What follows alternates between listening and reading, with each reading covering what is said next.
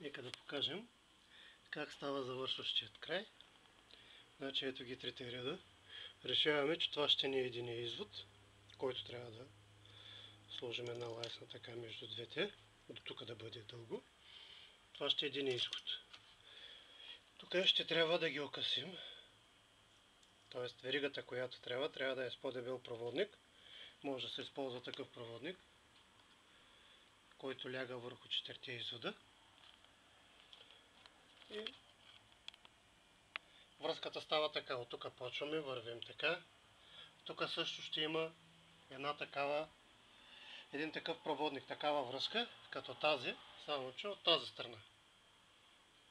Тук се затваря, минаваме така, така и края на клетката ще бъде от тази страна.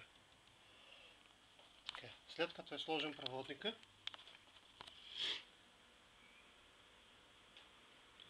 внимателно загъваме краищата около него. Така и запояваме. След всичко, което казахме до тук, искам да покажа, че клетките могат да се опроводят от задната страна и без наличието на флюс. Как става?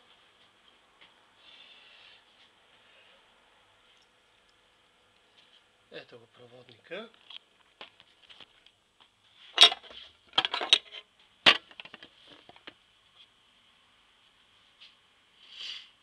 Това е проводника, който ще запояваме. Тук не сме слагали флюс.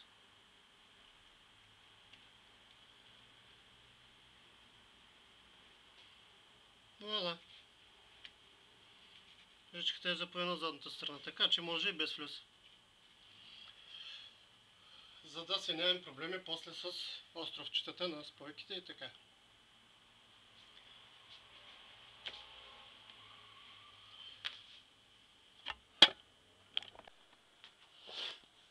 Сега ето как е опроводен панела. Тук на завършващия ръб, край. Т.е. завършващия имам предвид, че края на стъклото. Ето как е направена връзката с една по-дебела шина. Тя обхваща четирите извода. Все едно тази клетка е свързана с тази. Тук се завъртат в обратна посока. Тук имаме същата връзка с по-дебел проводник. Тук сме ги съединили и това е единият извод на нашия панел.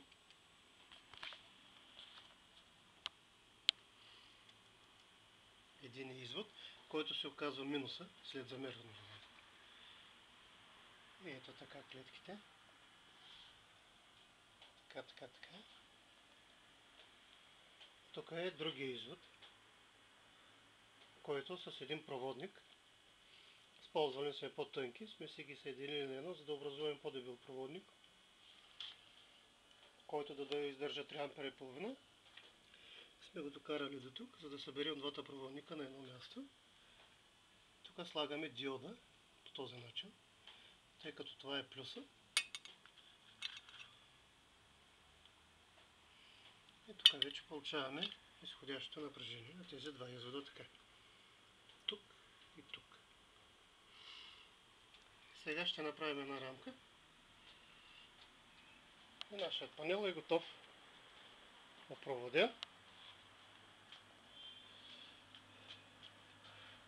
Но след като го сложим в рамка, по-късно ще го силиконираме, като около всяка клетка в тези междини, ето така,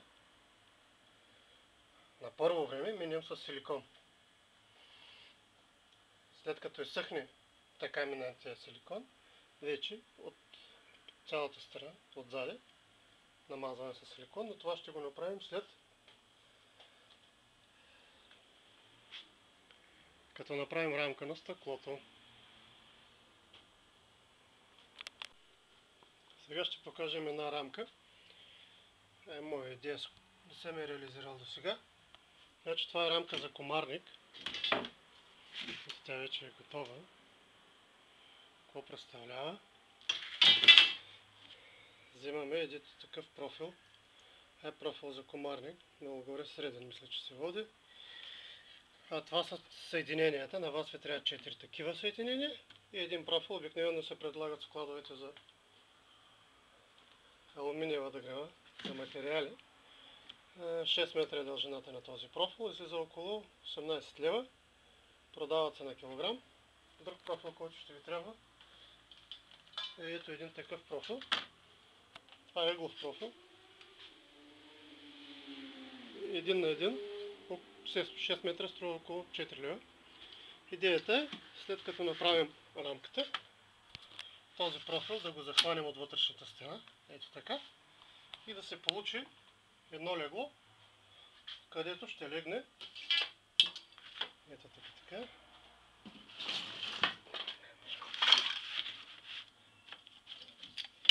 където ще легне стъклото. Ето тук може да се види. Това е профила.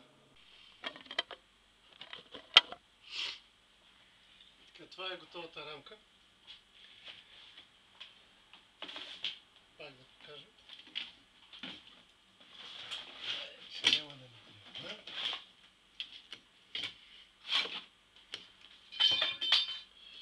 Рамка за комарник. В принцип, както виждате, не ги стягаме, за да мога да коригирам размера.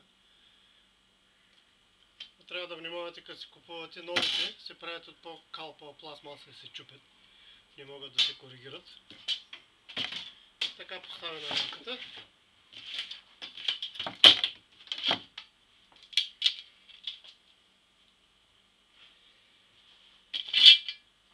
Вземаме профил и слагаме ето така.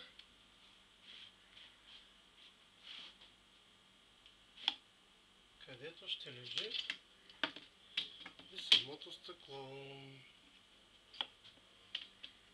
Ще ми ги мерили, ако съм мерил. И ми слагаме ги по средата, да са на едно ниво. Ползваме винтовер. Най-добре да покажем. И винтове. Този тип, самопробивни, с които ще ги завием към другата рамка. Ще не се включи правилно. Ще трябва да го вдигнем. Ето така. Това е най-добре.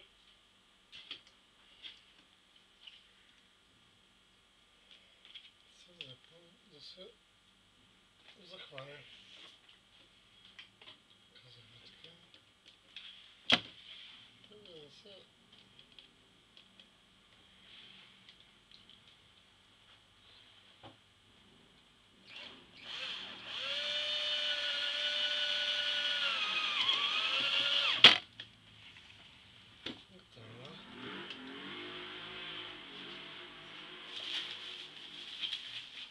захващаме на 2-3 места за по-сигурно. По-стабилна връзката.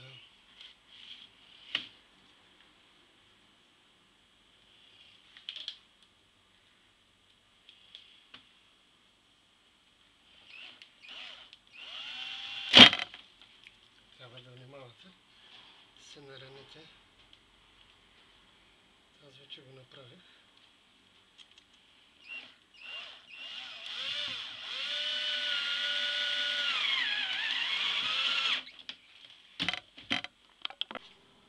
Ето тук сме турили, това е нашия панел, така изглежда. Ето го. Ще измерям какво напрежение показва, като имате преди слънцето. Е в най-добрата си форма. Ако превключим на напрежение.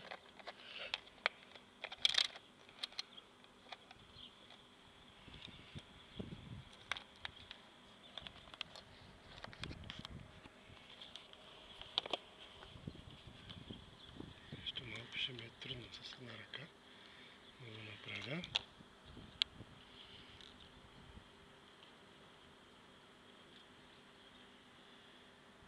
Това е напрежението, което вадя. Нека да имаме предвид, че е с 3 клетки по-малко от стандартното. Тоест вместо 36 клетките са 33. И затова и напрежението е вместо 20 по-малко. 17,5 показва. Сега ще измерим тока.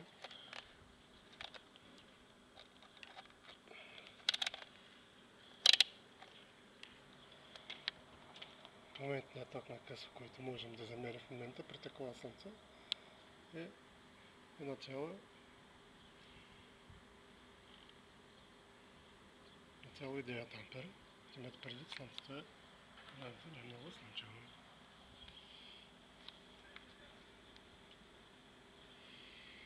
Да.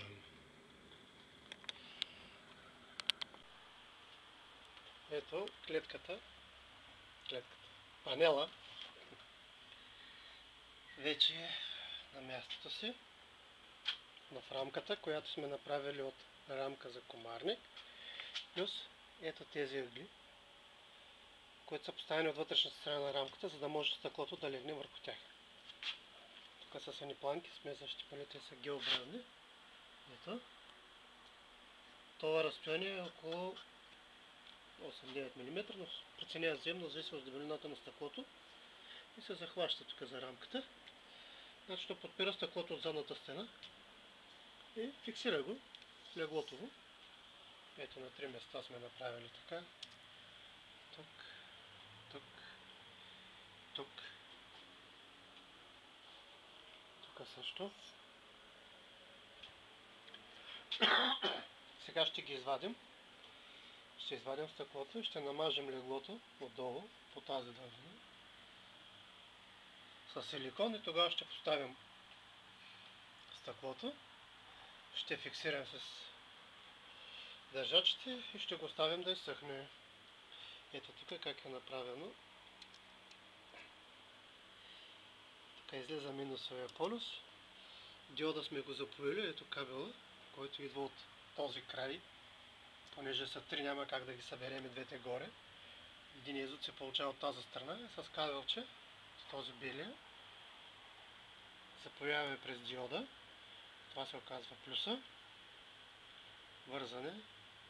Анода отца, сам е катода. И скарваме на пластинката, където се получава тук плюса, тук минуса. Тя ще се залепи с силикон, ще се фиксира, след като залеем всичко с силикона. Добре, ето